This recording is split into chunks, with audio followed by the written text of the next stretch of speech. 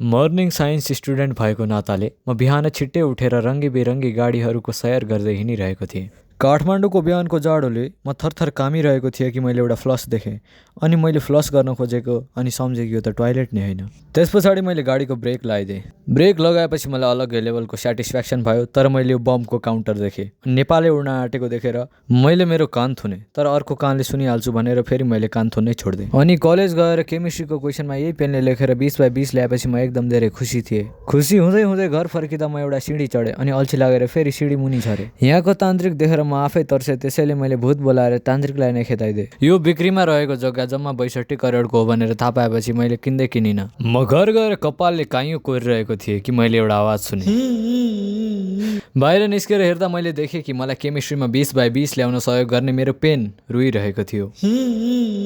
उसले मलाई भन्यो कि उसको गर्लफ्रेन्ड पाइलोट पेनले उडाइदियो र मेरो प्यारो दोस्तले आत्महत्या गर्यो।